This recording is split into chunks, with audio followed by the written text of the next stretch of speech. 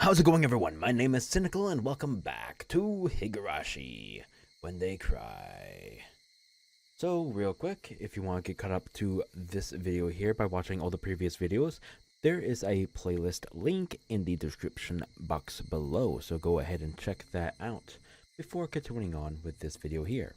But without further ado, let's go ahead and load up the last save and continue from where we last left off. I heard a noise, which sounded like many buckets crashing down. It's probably a noise from one of Satoko-chan's traps.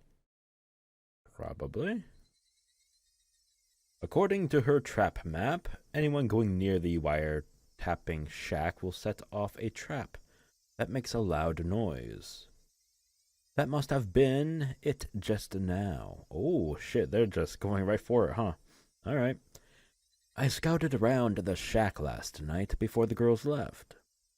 The shack is very secluded and is located in a blind spot where nobody is likely to go. So this noise means something important.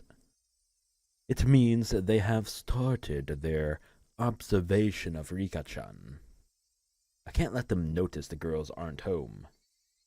They will notice. They will definitely call and come by to confirm they are here. So I have to make sure they think the girls are sick in bed, and that they don't hear the phone or the doorbell. The curtains are closed, so they can't see what's inside the house. Smart, I guess. But to be certain, their beds are stuffed to make it look like they are sleeping. However, I have to be even more careful from now on. I can't let them notice that I'm staying here. For that matter, I have to make sure I can act when something happens. The phone rang suddenly. Ring-a-ding-ding. Hello? Can I take your order, please? Just as I expected. They are calling to see if anyone's home. They are already aware that they didn't go to school, so they are probably assuming that they are home sick in bed. I'm sure they want proof of that. The phone rang for a long time, which convinced me that it was indeed a call from the mountain dogs. If there was no answer on the phone, then the next step would be to come by the house. They will pretend to be a mailman or a neighbor and knock on the door. But I don't even need to answer it. If the girls are too sick to answer the phone, then they won't notice a knock on the door either. The increased hassle means a higher risk of discovery, but on the other end, it also proves our enemy is closing in on us. It was actually better for me since I could measure the severity in the situation. Besides, Eri is our ally, and he already knows Rika-chan is somewhere else. He's supposed to tell them that he came by because he heard Rika-chan and Satoko-chan missed school, and that the two of them were in bed and should be left alone for a while. He's supposed to say that. They won't doubt Eri, right? They will believe him, right? You could call this an advanced level of mutual deceit? Please work. They believe that they are deceiving Eri, but in reality, Eri is deceiving them. However, they are professionals, and we are a bunch of amateurs. Well, not me, at least. Okay, settle down that ego of yours. Shit. Actually, maybe I'm not an exception. I don't know what they have got until I come to face with them. Our conditions aren't even. We are leading by a tiny bit because we made the first move. Once that's gone, we don't stand a chance. I promised Rika-chan that I trust her unconditionally. So even without proof, I'm ready to fight. So I can't beat this conspiracy by myself. And to gain help from the others, Tamatake has to find proof. Oh yeah, he went off to do that, didn't he? Tabatake is in charge of our first attack. That means he's in the most danger too. It's understandable that Rika-chan kept warning him to be very careful. He should have started his investigation as early as last night. Well, I would like to know how well that went, right? If that's the reason why they have begun observing Rika-chan, I can only pray for his safety and the success of the investigation. I heard a voice. Eri had arrived. Oh my god!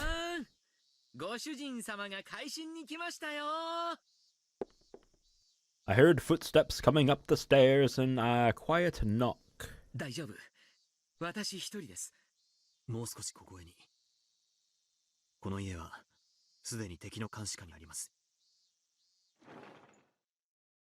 let Eri in and closed the door quickly. お疲れ様です。窓も満足に開けられないとあっては、まるで蒸し風呂ですね。これは差し入れです。He handed me a plastic bag. It contained ice cream, cans of juice, some snacks, and even beer. Oh, hell yeah. Well, this obviously isn't for Rika-chan. Duh? You don't say. I feel he's being a little careless. But I am grateful. いかがですか、こちらは。さっき、この家の電話を盗聴する監視小屋に、何者かが近づいた形跡がありました。They have arrived. それから、呼び出しの長すぎる電話が一件。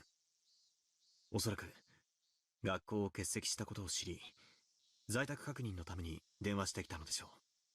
あなたも、リカちゃんたちの様子を見てこいと、誰かに言われたのではありませんか。高野さんから、リカさんたちが学校を欠席したのに、病院に来ないから不安だと、様子を見てきてほしいと言われたんです。うん。やはり。リカさんとさとこちゃんの欠席を不審に思われたんでしょうか。いえ、多分、富武さんが内定を開始したことと関係があるんじゃないかと思います。もしいなかったとしても、今回の動きは、彼にとって尻尾をつかむチャンスになるかもしれません。どちらにせよ、もう何かが始まっているということなんですね。That it has. そう見て間違いないでしょう。私たちの敵が、高野と山犬なのか。I mean, you should know by now. そうではないのか。I mean, it's pretty evident, but I can see where there are some doubts still. どちらにしても、もう敵は動き出しているのは間違いありません。hinamizawa村連続開始事件。最初の2年は偶然が重なっただけでした。しかし、3年目から高野さんはそれを面白がり、綿流しの夜に何かが起こり続けることを期待しだしたように思います。綿流しのお祭りはあさって。敵が動き始めるタイミングとしては妥当かもしれませんね。そして5年目にリカちゃんを狙う高野か。恐ろしい女です。リカさんがしていた高野さんの話、あれはどれも本当だと思います。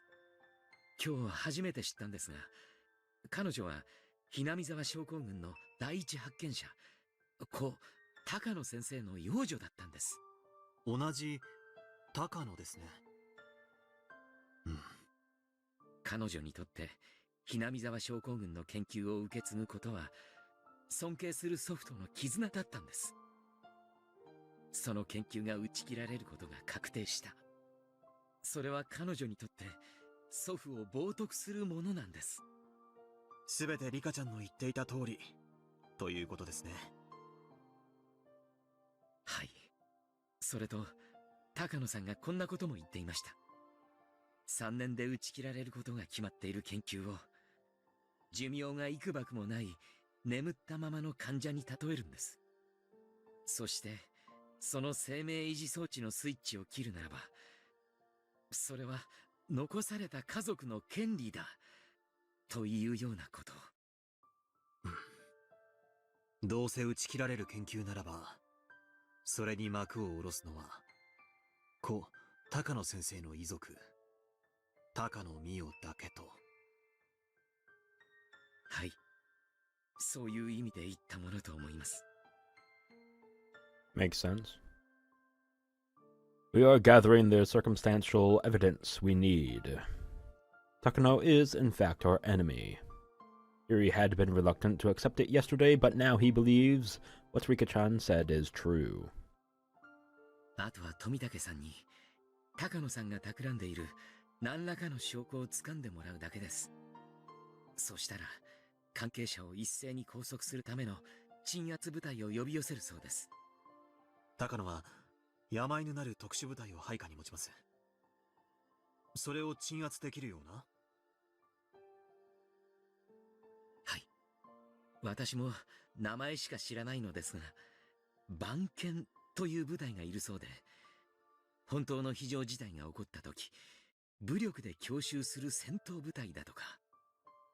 山犬はどちらかというと、機密保持などの情報部隊の性格が強いので、多分それよりはるかに強い部隊なんでしょう。表に出せぬ研究をする機関の万が一の造反に対応する鎮圧部隊となれば、多分相当の強さを持つでしょう。つまりそのいわゆる番犬部隊とやらをHinamizawaに呼び寄せることが我々の勝利条件になる。そういうことになるんでしょうか。ただ、一つ不安なのは、緊急マニュアルには、機密保持のために村を封殺することを認める記述があることです。番犬部隊が来ても、やることは彼らと同じで、結局は村ごと証拠を隠滅するのではないかという不安も残ります。いえ、それはないでしょう。敵の狙いが緊急マニュアルの執行にある以上、それでは何の意味もありません。この陰謀が派閥構想によるものならば、入江機関のクライアントたちの派閥は絶対に穏便に済まそうと思います。おそらく敵を吸収し、村人たちが何事かと目を白黒させているうちに決着させてしまうに違いありません。I know this because I've done similar jobs myself. They will pass through like a gale and complete their operation swiftly. And a unit capable of pulling off that against the mountain dogs must be very powerful. とにかく、富武さんからの連絡を待つしかありませんね。ええ、これは持久戦です。ですが、一度有事となれば、それは電撃戦に様変わりする。緩急の差の激しい、辛い戦いになります。入江先生は、敵の腹中にいる心強い存在ですが、同時に最も危険な場所にもいます。常に油断せずにいてください。私たちは、リカちゃんの味方になろうと決めた時点で、すでに彼らの敵なのですから。はい。The phone at this house is, of course, being wiretapped, so Eri has to come over to communicate with me. But that won't work in an emergency. A telephone is still better in that case. For those instances, I've put together a memo for Eri. There's a method for communicating over a phone that's been bugged. It's something I came up with out of necessity once. Really? これは緊急時用の私への電話連絡方法です。What is it? 絶対に敵に奪われないでください。危険な時には必ず飲み込んで処分するように。The fuck? 盗聴されているのに、どうやって電話で連絡を？あなたが受話器を取れば、たとえ無言であっても疑われかねないのに。受話器を取らなくても連絡することはできます。少々コツのいる不便なやり方ですが、一番確かな連絡方法です。そして、それは敵の動きを最初に察知できる、あなたにしか発することができない。わかりました。それで、やり方は？メモに書いてあります。簡単に説明すると、電話の呼び出し音の長さで連絡するのです。ああ。相手に電話をするとき、1分以上呼び鈴を鳴らし続けることはほぼありません。それを利用した呼び出し音による連絡方法です。1分鳴らし続けて切れば、そこは危険、脱出せよ。1分半なら、緊急事態、直ちにその先邸へ急行せよ。こんな感じで、30秒区切りで緊急性の高いメッセージが仕込んであります。他のメッセージはメモを見てください。でも、この1分と1分半の2つだけは絶対に暗記してください。私の命がかかっていますので。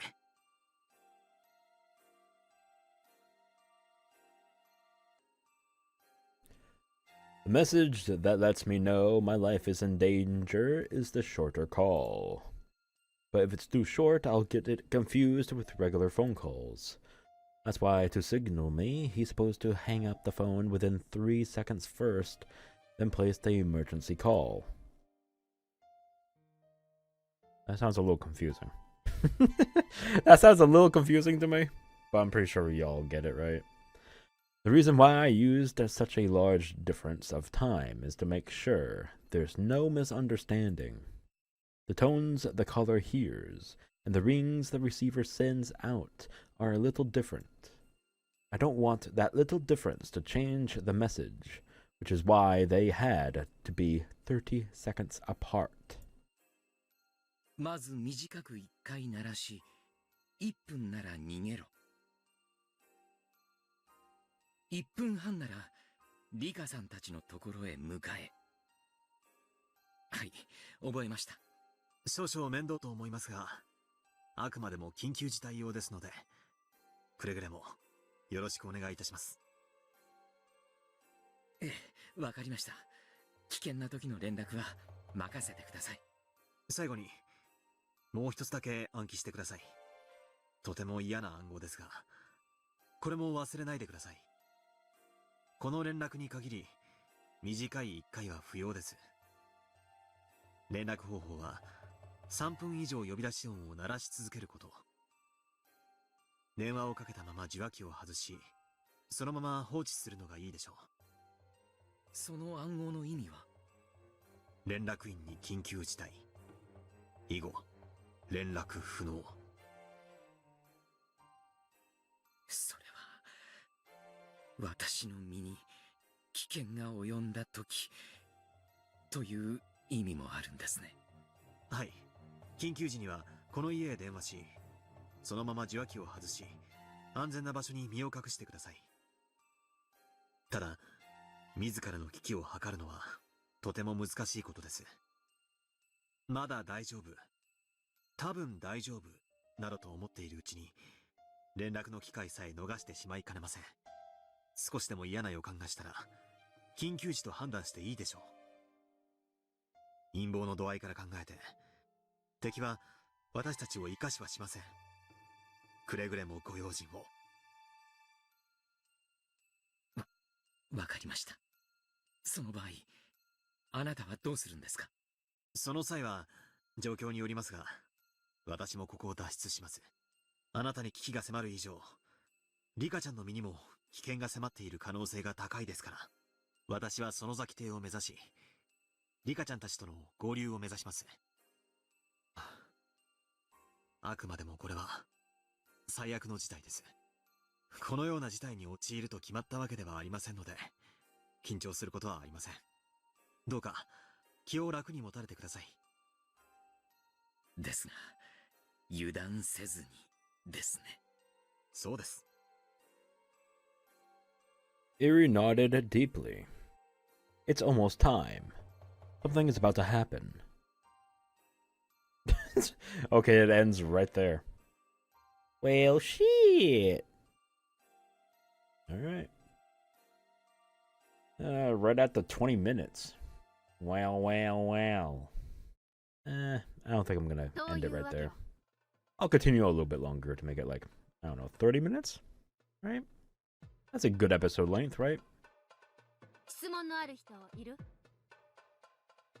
I have plenty of questions. This could easily be one of those well-planned pranks. What I heard is just that extraordinary. But right now, it was a bad idea to ask questions just out of curiosity. That would be a waste of time. Mion has already explained everything about the events surrounding Rika-chan. まあ、私も園崎家当主代行としていろいろと聞きたいことはあるよ。連続開始事件についてどうやら少なからぬ関係があるようだからね。でも今はそれはなしにする。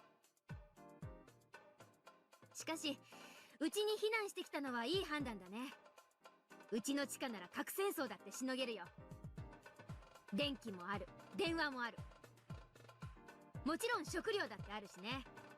山犬って連中がそんなにも厄介な相手なら、ますますこの村の中でリカちゃんたちをかくまえるのはうちしかありえないよ。みんなを巻き込んでしまって申し訳ないと思いますです。Rika-chan apologized from the bottom of her heart. Rika-chan has been dealing with this strange disease, this Hinamizawa syndrome, as well as all these suspicious Tokyo people all by herself until today. She's been trying not to get us involved, but that's why she dealt with them all by herself. We can all imagine what she must have been feeling, but none of us can even think of anything to say. The silence went on for a while, but then Hanyū clapped Rika-chan on the back. リカは昨日から申し訳ないばっかり言い過ぎなのです。もう一回言ったら、リカは毎日僕にシュークリームをおごる罰ゲームなのですよ。はんあんあん。それに、みんなだって申し訳ないなんて思ってないですよ。ね、ケイチ。Hanyū suddenly addressed me. I could tell from her eyes that she was expecting something from me. Right. My role is to act as a flint of the other club members. It's my job to burn strong and bright red to get everyone excited. What have I been doing just sitting around? そうだぜ、リカちゃん。ちょいとことがでかかったんで面食らっちまったが。なあみんな、どいつもこいつも内心は面白くなってきやがったとか思ってんだろ。さとこ、どうもこいつは俺たちに本気でやってもいいってことみたいだぞ。お前だいぶ温存してるんだろ。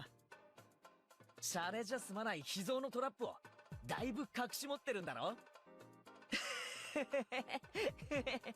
そいつを食らわせてやるまたとないチャンスじゃねえか。部活メンバーに私がいたことに感謝なさいませですわね。相手が何様だか存じませんけど、本気でやっていいとなれば、たとえ部活メンバーが相手でも塩をためらってきた奇跡の大トラップの数々が惜しげもなく飛び出しますのよ。そうだね。さとこちゃんのトラップはみーちゃんのお墨付きだもんね。たとえ相手が本物の軍隊でも、さとこちゃんのトラップはみんな蹴散らしちゃう。Right. と、さとこをよいしょしてるが。A real もちろんレ army. ナだって容赦ねえからな。Okay. レナは普段はおっとりしてるが、俺はこいつの本気の時を知ってるぜ。レナは本当に戦うべきここ一番では誰にも屈しない強さを持ってる。そいつはかなり半端ない。多分俺でも勝てないと思うぜ。そんなことないよ。ケイチ君だってここ一番の時の爆発力と Whoa, whoa, whoa, whoa, whoa, whoa. What are we talking about here? レナじゃ打ち破れない運命でも打ち破れる気がするもの。ケイチが赤く燃え上がる炎なら、レナは青く静かに燃え上がる炎という感じなのです。お、それいい例えだな。真っ赤に燃える男、前原圭一。青く燃える女、竜宮レナ。我が部にその人ありと天下に知らしめる絶好のチャンスだぜ。そしてその最強のメンバーを最強のリーダーが従える。だよなミオ。子にして最強、揃えば無敵。それが俺たちの部なんだよな。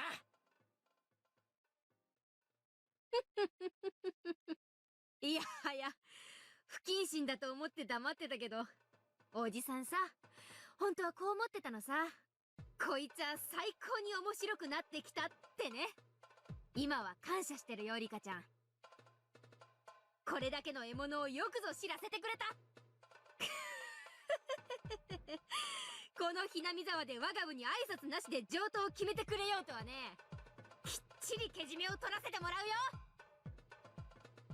It only had been 5 minutes since Rika-chan apologized to everyone and brought the mood down. Yet our morale was already at its peak again. We're up against such an absurd conspiracy.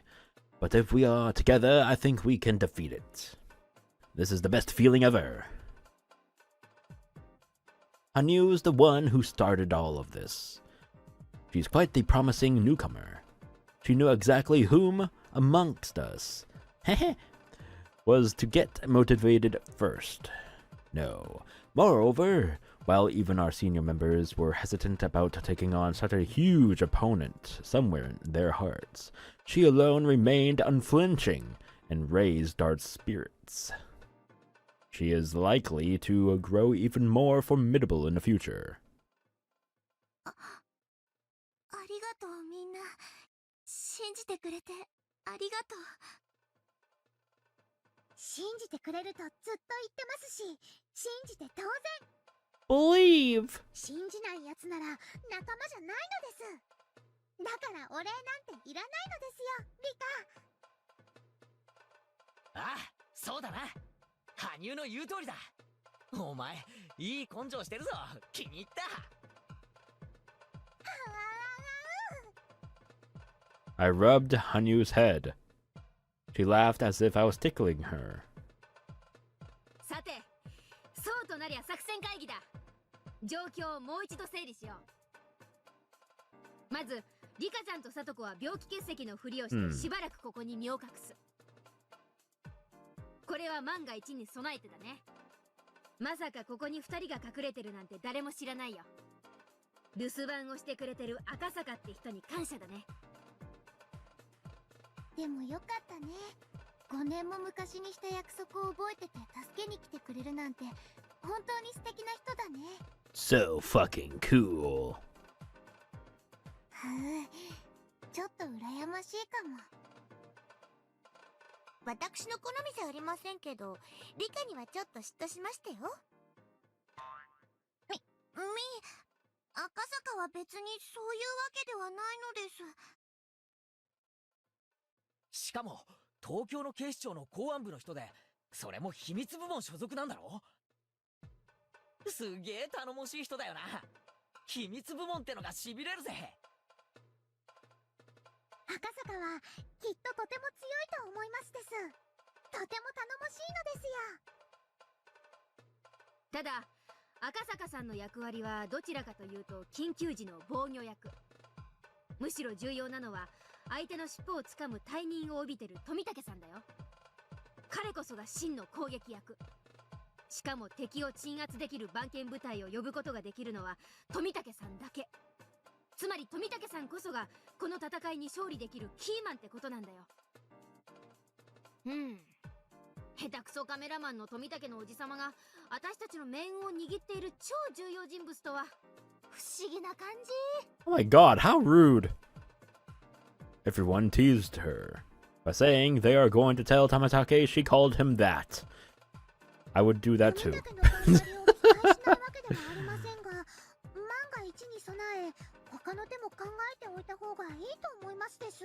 A backup.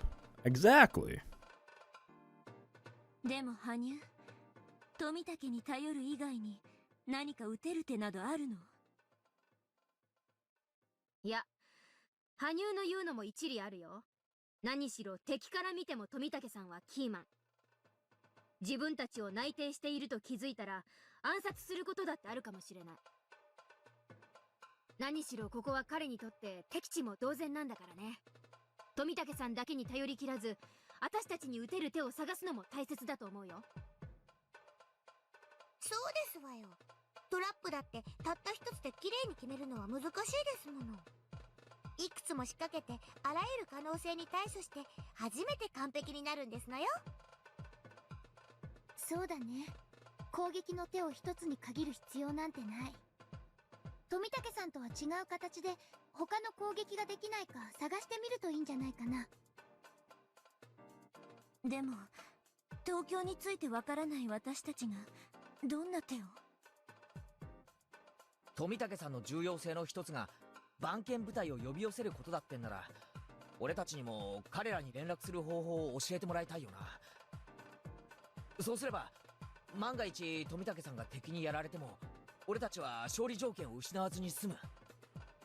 Okay, that's an idea. そうだね。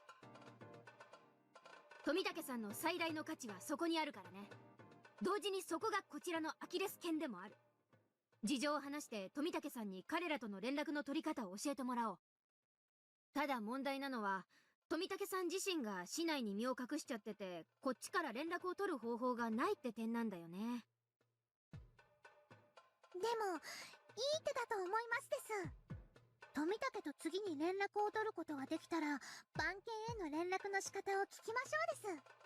まずこれが一案。他にはないでしょうか。Before we knew it, Hanyū was making sure we moved along with our proceedings. Rina noticed that too, giving a pleasant smile to the girl trying to be a part of our group. 今の手は富武さんに万一があった時のための保険だよな。33 minutes? Yeah, let's call it there. For now. Alright. Next one, I think I'll make it a little bit longer, because, kind of want to wrap this up as quickly as we can. So, exit to menu. Alright. So, Eri and Akasaka have met, talked about their plans and the idea of the ringtone. That was a good one. And then we saw Keiichi and their group talking about plans as well. So, all in all, pretty good. We got some planning. We got some scheming. Ideas are running about. Pretty good all in all. I hope you all enjoyed it. I'll see you all next week for more Higurashi, or I'll see you in a couple of days for more Fata Morgana. So stick around for that. Alright? I'll see you all next time. See you then. Bye-bye.